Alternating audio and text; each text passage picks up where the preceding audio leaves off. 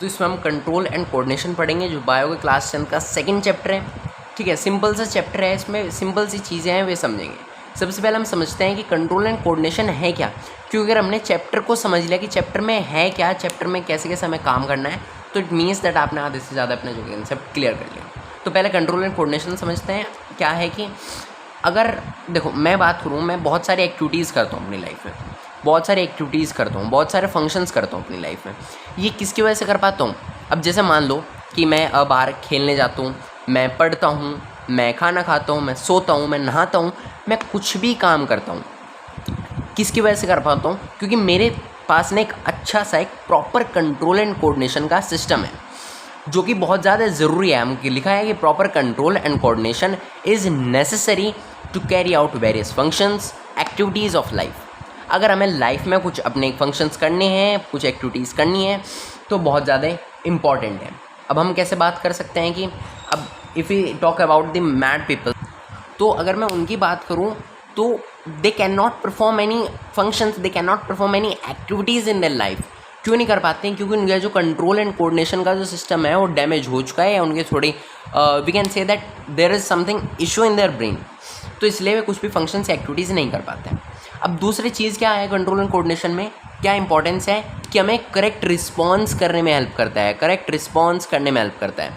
अब जैसे मेरे मैं मान लो एक मार्कर बड़ा कर मैंने इस पर हाथ लगा दिया, मैंने इस पर हाथ लगा दिया, तो मैं अपना हाथ फटाफट हटा लूँगा। क्यों हटाऊँगा? क्योंकि जो मेरा कंट्रोल एंड कोऑर्डिनेशन का जो सिस्टम है वो बिल्कुल सही है, तो इसलिए मेरे दिमाग ने कहा भाई हाथ हटाओ वहाँ से, जल्दी वहाँ से हाथ हटाओ, तो इसलिए मैंने हाथ हटाया। अब अगर मैं बात करूँ उसी हिसाब पर मैड पीपल की, if I talk about the mad people, तो क्या करेंगे? गर्म चीज़ें हाथ लगा ले, उन्हें फ़र्क नहीं पड़ेगा कि उन्होंने गर्म चीज़ पर हाथ लगा रखा है। क्यों? बिकॉज उनका जो कंट्रोल एंड कोऑर्डिनेशन सिस्टम है वो ख़राब हो चुका है। अब इस चैप्टर में हम दो सिस्टम पढ़ेंगे जिसकी वजह से कंट्रोल एंड कोऑर्डिनेशन का जो हमारा सिस्टम है वो सही तरीके से काम कर पाता है। वे दो सिस्टम कौन कौन से हैं? नर्वस सिस्टम है और एंडोक्राइन सिस्टम है। यही दो सिस्टम जो है हमें इस चैप्टर में पढ़ने हैं। नर्वस सिस्टम कौन से हो गए? जो न्यूरॉन से कनेक्टेड होते हैं, जो हम कह सकते हैं जो कि न्यूरॉन से कनेक्टेड होते हैं। हमारा नर्वस सिस्टम ऐसे सिस्टम होते हैं जो कि directly that are associated with the neurons. अगर हम बात करूँ एंडोक्राइन सिस्टम की, एंडोक्राइन सिस्टम ऐसे सिस्टम्स होते हैं जो हार्मोन से हमारे कनेक्टेड होते हैं, हार्मोन से हमारे कनेक्टेड होते हैं। ठीक है, ऐसे सिस्टम जो हमारे हार्मोन से कनेक्टेड होते हैं। अब यही चीज़ें हमें पूरे चैप्टर में पढ़नी है, नर्वस सिस्टम का और एंडोक्राइन सिस्टम का। अब हम नर्वस सिस्टम में पढ़ेंगे that what is nervous system. अब देखो, अगर हमें नर्वस सिस्टम पढ़ना है तो उसका सबसे पहला टॉपिक है human nervous system. Human nervous system में कैसे कैसे होता है, कैसे कैसे जो हमारा ह्यूमन नर्वस सिस्टम है वो कैसे कैसे काम करता है। तो सबसे पहली चीज़ है सेंट्रल नर्वस सिस्टम और प्रीफेरल नर्वस सिस्टम। तो अब देखो, ऐसे देख सकते हो कि सेंट्रल नर्वस सिस्टम में बहुत ज़्यादा इंपॉर्टेंट है, क्योंकि सेंट्रल लिखा हुआ है ना, सेंट्रल गवर्नमेंट इंपॉर्टेंट होती है। तो ऐसे जो सेंट्रल नर्वस सिस्टम है सबसे मेन सिस्टम है नर्वस सिस्टम का। अगर हम बात करें तो सबसे मेन सिस्टम है, क्योंकि उसमें आते हैं ब्रेन और स्पाइनल कोड, जो कि सबसे इंपॉर्टेंट होता है। अब जैसे मेरे साथ कुछ हुआ या मैंने गर्म चीज़ पर हाथ लगाया, तो मेरे ब्रेन या मेरे स्पाइनल कोड जो है उसके पास मैसेज गया, उन्होंने मुझे रिस्पॉन्ड करके बताया कि हाथ हटाओ, तो मैं हाथ हटा पाऊँगा, क्योंकि इसलिए इसे सेंट्रल नर्वस सिस्टम कहा गया है। अब फिर आप बारी आती है पेरिफेरल नर्वस सिस्टम। अब पेरिफेरल नर्वस सिस्टम कैसे होता है? जिसमें सिर्फ नर्व्स होती हैं, जो कि ध्यान देना, जो कि कोई इन्वायरमेंट में कोई चेंज आया, जैसे मैंने गर्म इस पर मार्कर है, मैंने इस पर हाथ लगा लिया, तो जो मेन नर्व्स है वे मैसेज पहुंचाएंगे to the spinal cord, then spinal cord will send the message to the brain, कि कोई गर्म चीज़ पर हाथ लगाया तो एकदम से फिर वापस मैसेज आएगा, ब्रेन मैसेज पहुंचाएगा स्पाइनल कोड को, स्पाइनल कोड मैसेज पहुंचाएगा नर्व्स को, देन मैं अपना हाथ हटाऊँगा। तो नर्व्स, देखो नर्वस सिस्टम है, जहाँ भी नर्वस सिस्टम आ जाएगा वहाँ पर नर्व्स आनी ही है। तो सेंट्रल नर्वस सिस्टम में दो चीज़ें होती है, ब्रेन और स्पाइनल कोड, और प्रीफेरल नर्वस सिस्टम में होता है नर्व्स। अब नर्व्स भी अगर हम आगे क्लासीफाई करें तो वो होते हैं दो तरह के, क्रैनियल नर्व्स और स्पाइनल नर्व्स। अब इनको कैसे याद रखें? देखो स्पाइनल नर्व्स को हम कैसे देख सकते हैं कि जो स्पाइनल कोड से कनेक्ट होती हैं, क्योंकि यहाँ क्या आ रहा है स्पाइनल नर्व्स, तो मतलब ये स्पाइनल कोड से कनेक्ट होती है। अब जैसे यहाँ पर हमारा स्पाइनल कोड है, तो जो नर्व्स है ना, अगर ये स्पाइनल कोड से कनेक्टेड है तो स्पाइनल नर्व्स है। और क्रैनियल नर्व्स ऐसे होती हैं जो कि हमारे डायरेक्टली ब्रेन से कनेक्टेड होती हैं, जो हमारे डायरेक्टली ब्रेन से कनेक्टेड होती हैं। अब जैसे लेट्स से दैट कि मेरा ब्रेन है, ठीक है। अब यहाँ से जो है नर्व्स कनेक्टेड है ऐसे, या ऐसा आ रही है नर्व्स, मतलब ऐसे कनेक्टेड है। तो ये होंगे क्रैनियल नर्व्स जो कि डायरेक्टली ब्रेन से कनेक्टेड होंगे, जो डायरेक्टली ब्रेन को सिग्नल पहुंचाएंगे। और स्पाइनल नर्व्स ऐसी नर्व्स होगी जो कि पहले स्पाइनल कोड को सिग्नल पहुंचाएंगे, और स्पाइनल कोड ब्रेन से कनेक्टेड होता है तो फिर वे ब्रेन को सिग्नल पहुंचाएंगे। ठीक है, तो ये मोटा मोटा सा एक छोटा छोटा सा कंसेप्ट था ह्यूमन नर्वस सिस्टम का कि 2 तरीके के होते हैं, सेंट्रल नर्वस सिस्टम। अब आगे मैं यूज़ करूँगा CNS और इसका PNS, क्योंकि काफ़ी बड़ी स्पेलिंग है, हर जगह तो मैं इसको नहीं लिख पाऊंगा। सो आई यूज टू राइट CNS और PNS। तो सेंट्रल नर्वस सिस्टम में 2 चीज़ें होती है, ब्रेन और स्पाइनल कोड। प्रीफेरल नर्वस सिस्टम में होती है नर्व्स भी 2 तरीके की होती है, cranial nerves, spinal nerves. Cranial nerves ऐसी नर्व्स होती है जो कि डायरेक्टली ब्रेन से कनेक्टेड होती है, और स्पाइनल नर्व्स जो कि स्पाइनल कोड से कनेक्टेड होती है। ठीक है, अब आगे का टॉपिक है हमारा स्टिमुलस। ठीक है, अब हम आते हैं फंक्शनिंग ऑफ नर्वस सिस्टम। हमारा जो नर्वस सिस्टम है फंक्शन कैसे करता है, तो इसमें बेसिकली 4 चीज़ें आएंगी, एक स्टिमुलस, एक रिसेप्टर, एक इफेक्टर और एक रेस्पॉन्स। तो स्टिमुलस को हम एक तरीके से कह सकते हैं कि एक मैसेज आना, एक तरीके से एक मैसेज आना। मैसेज आना मतलब कैसे, मान लो मुझे एक गंदी सी स्मेल आई, ठीक है, मुझे गंदी सी स्मेल आई, तो अब मैं क्या करूँगा, अपनी नाक को बंद करूँगा, अपनी नोज़ को बंद करूँगा कि मैं ज़्यादा से स्मेल ना ले पाऊँ। वो कैसे आया, वो इन 4 ही चीज़ें हमें समझा देगा एक एग्जाम्पल। कैसे, अब स्टिमुलस क्या होता है, पहले स्टिमुलस को देख लो। हम ऐसे कह सकते हैं कि कोई ऐसा चेंज इन्वायरमेंट में, कोई ऐसा चेंज इन्वायरमेंट है, कोई ऐसा फैक्टर होना जो हमारे बिहेवियर में, हमारे ब्रेन के बिहेवियर को चेंज करे। मतलब कि कुछ ऐसा चेंज होना बिहेवियर में, कुछ ऐसा फैक्टर होना बिहेवियर में जो कि हमारे ब्रेन के, हमारे बॉडी के बिहेवियर को, हमारे ऑर्गेनिज्म के बिहेवियर को चेंज कर दे। मतलब एक तरीके से हम कह सकते हैं एक मैसेज होता है, या हम कह सकते हैं कि एक चेंज इन एनवायरनमेंट होता है, चेंज कह सकते हैं इसे, ये एक ऐसा फैक्टर कह सकते हैं, है ना, या हम कह सकते हैं इसको एजेंट। ठीक है, जो क्या कर दें, आदमी का जो बिहेवियर है, आदमी की जो एक्टिविटीज़ है, ऑर्गेनिज्म की जो एक्टिविटीज़ है, ऑर्गेनिज्म का जो बिहेवियर है उसको चेंज कर दें। ठीक है, अब रिसेप्टर कैसा है, रिसेप्टर आया मतलब, या तो हम लिख सकते हैं रिसेप्टर एक ऐसे सेल्स होते हैं, हम अभी इसको ऑर्गन लेकर चलते हैं। ठीक है, या तो ये ऑर्गन हो सकते हैं, सेल्स हो सकते हैं, टिश्यू हो सकते हैं, जो कि स्टिमुलस को रिसीव करते हैं, जो कि रिसीव्स द स्टिमुलस, जो कि स्टिमुलस को रिसीव करते हैं। अब कैसे रिसेप्टर क्या होता है, जैसे मेरी नोज़ ने रिसीव किया, भाई गंदी सी स्मेल आ रही है, एक ऑर्डर आ रहा है, गंदी सी स्मेल आ रही है, तो एक मेरा नोज़ क्या होगा, एक रिसेप्टर होगा, जो कि एक ऐसा ऑर्गन है, या हम कह सकते हैं अब मेरे पास नोज़ नहीं है और किसी ऑर्गेनिज्म के पास नोज़ नहीं है, तो उसके पास क्या होंगे, सेल्स होंगे, कुछ ऐसे टिश्यूज़ होंगे जो सेंस कर पाएगा। अब जैसे अमीबा हो गया, उसकी जो स्किन है, मतलब जो उसका कह सकते हैं उसका सेल है, स्किन कह रहा हूँ, जो उसका सेल है वो ऐसा डिज़ाइन है कि उसे फूड का सेंस हो जाता है कि दैट फूड है यहाँ पर। तो रिसेप्टर क्या है, हमारे पास ऑर्गन है, उनके पास सेल्स हैं, तो ऐसे ऑर्गन्स कह सकते हैं, ऐसे सेल्स कह सकते हैं, ऐसे टिश्यूज़ कह सकते हैं जो कि स्टिमुलस को रिसीव करते हैं फ्रॉम आवर सराउंडिंग।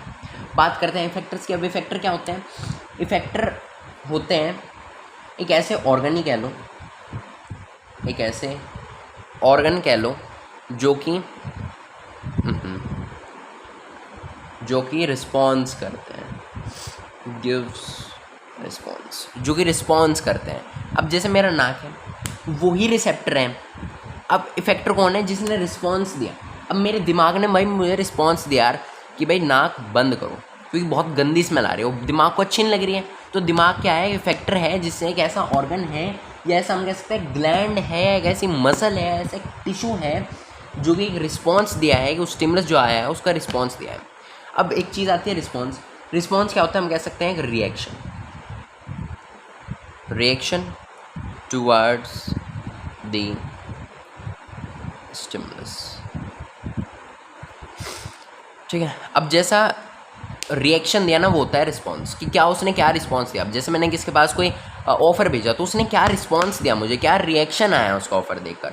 तो ये 4 चीज़ें थी, इससे हमारा नर्वस सिस्टम काम करता है। कैसे, मान लो कोई गंदी सी स्मेल आई, तो क्या है, एक स्टिमुलस है, क्योंकि क्या है सराउंडिंग्स में चेंज आया, मैं कहीं जाने लग रहा था, ठीक है, वहाँ पर नॉर्मल स्मेल थी, अब वहाँ पर मैं गया तो गंदी सी स्मेल आने लगी, तो क्या है चेंज आ गया एनवायरनमेंट में, जिसने कि मेरे बिहेवियर को या मेरी एक्टिविटी को, या किसी ऑर्गेनिज्म की एक्टिविटी को चेंज कर दिया। स्टिमुलस क्या होता है, एक ऐसा चेंज होता है, ऐसा फैक्टर होता है, ऐसा एजेंट होता है जो कि एक ऑर्गेनिज्म की एक्टिविटी या हम कह सकते हैं बिहेवियर में चेंज लाता है। रिसेप्टर क्या होता है? रिसेप्टर ऐसे ऑर्गन होते हैं, ऐसे सेल्स होते हैं, ऐसे टिश्यूज़ होते हैं दैट रिसीव द स्टिमुलस, जो स्टिमुलस को रिसीव करते हैं। फिर इफेक्टर क्या होता है? ऐसे ऑर्गन्स होते हैं, ऐसे सेल्स होते हैं, ऐसे ग्लैंड्स होते हैं, ऐसे टिश्यूज़ होते हैं जो कि रिस्पॉन्स देते हैं टू द स्टिमुलस। और रिस्पॉन्स क्या होता है? रिस्पॉन्स एक ऐसा रिएक्शन होता है स्टिमुलस के अकॉर्डिंग, जैसे स्टिमुलस है हम ऐसा रिस्पॉन्स देंगे। अब जैसे मुझे अच्छी स्मेल आने लगती तो मैं वो ट्राई करता कि मैं और गहरी गहरी सांस लूँ, जिससे मैं और ज़्यादा स्मेल को है सूंघ पाऊँ। तो एक ऐसा रिएक्शन स्टिमुलस के अकॉर्डिंग वो रिएक्शन देगा। तो ये हुआ simple functioning of nervous system. अब हम पढ़ते हैं स्टिमुलस को। स्टिमुलस एक तरीके से हम कह सकते हैं काफ़ी अच्छा टॉपिक है, ठीक है। अब उसको पढ़ते हैं कि क्या है, ठीक है। अब क्या है स्टिमुलस में? सिंपल सी चीज़ है। स्टिमुलस किस किस की फॉर्म में हो सकता है? लाइट की फॉर्म में। अब जैसे लाइट जली, मैं सो रहा था, एकदम से लाइट जल गई, तो मेरे पर क्या हुआ? मेरी आइज़ पर लाइट चली, लाइट आई, ठीक है। मतलब कुछ भी चीज़ जो है हमने रिसीव की, सेंस हम कह सकते हैं। स्टिमुलस ऐसी चीज़ होती है जिसे हम सेंस कर सकते हैं। अब लाइट को मैं आई से सेंस करता हूँ, फिर आते हैं sound, sound I can sense the sound by using my ear. Then smell, then कोई आ गया टेस्ट, देन कोल्ड या हॉट वेदर का, एनवायरनमेंट का एहसास होना, और आखिरी चीज़ आ गया पेन, ठीक है। ये आइज़ सेंस करती है, साउंड को ईयर्स, और टंग को स्मेल कैसे होता है? उससे स्मेल होता है नोज़ से, टेस्ट टंग से, कोल्ड या हॉट का एहसास हमें कहीं से होगा? क्योंकि जैसे मेरे सामने कोई गर्म चीज़ लगाई, मेरे हाथ पर गर्म चीज़ लगाई, ठंडी चीज़ लगाई, तो कैसे एहसास होगा मुझे उसका? By skin. और पेन, अब जैसे मेरे हाथ पे किसी ने मारा, बहुत तेज़ मारा, तो कैसे होगा? पेन होगा मुझे, तो एहसास वहाँ पे दर्द हुआ है, तो कहीं से होगा? स्किन से ही होगा। तो ये था स्टिमुलस का टॉपिक। अब छोटा सा है रिसेप्टर्स कुछ 6 या कह सकते हैं 5 या 6 रिसेप्टर है, उनको पढ़ना है, ठीक है। अब देखते हैं कि क्या है। तो हम पढ़ेंगे कुछ 5 या 6 कह सकते हैं बेसिक सेंसरी रिसेप्टर्स क्या होते हैं हमें। अब देखो हम कह सकते हैं कि जैसे अब रिसेप्टर्स की बात करें, सबसे पहला रिसेप्टर होता है फोटो रिसेप्टर्स कहाँ पर होते हैं? हमारी आइज़ में। तो ये कुछ चीज़ें हैं जो कि काफ़ी इंपॉर्टेंट हैं, ये बहुत ज़्यादा इंपॉर्टेंट कह सकते हैं इन द एग्ज़ाम के पॉइंट ऑफ व्यू से, ठीक है। तो सबसे पहला है फोटो रिसेप्टर्स का अगर हम ऑर्गन देखें, फोटो रिसेप्टर्स कहाँ पर होते हैं? They are present in eyes, हमारी आइज़ में होते हैं। अब उसका स्टिमुली क्या होगा? आइज़ हमारी क्या करती हैं? लाइट को रिसीव करती हैं, तो स्टिमुली क्या होगा? लाइट होगा। अब ऑल्फैक्टरी रिसेप्टर्स हमारे नोज़ में होते हैं, जिसकी वजह से हम स्मेल कर पाते हैं। तीसरी चीज़ गस्टेटरी रिसेप्टर्स, जो कि हमारे टंग में होते हैं, जो कि हमारे टेस्ट करने में हेल्प करते हैं।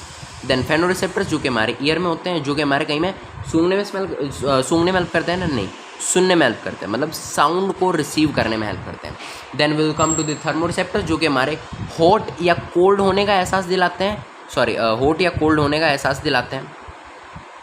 हॉट या कोल्ड चीज़ हमारी स्किन पर लगने का एहसास दिलाते हैं। नेसोरेप्टर्स वे भी स्किन में होते हैं, जो कि पेन होने का एहसास दिलाते हैं, ठीक है। ये कुछ 6 रिसेप्टर्स हैं, एक बार फिर देखते हैं क्या क्या है। Photo receptors, olfactory receptors, gustatory receptors, फेनो रिसेप्टर्स, थर्मो रिसेप्टर्स और नेसोरेप्टर्स। तो फोटो रिसेप्टर्स कहाँ पर होते हैं? आइज़ में।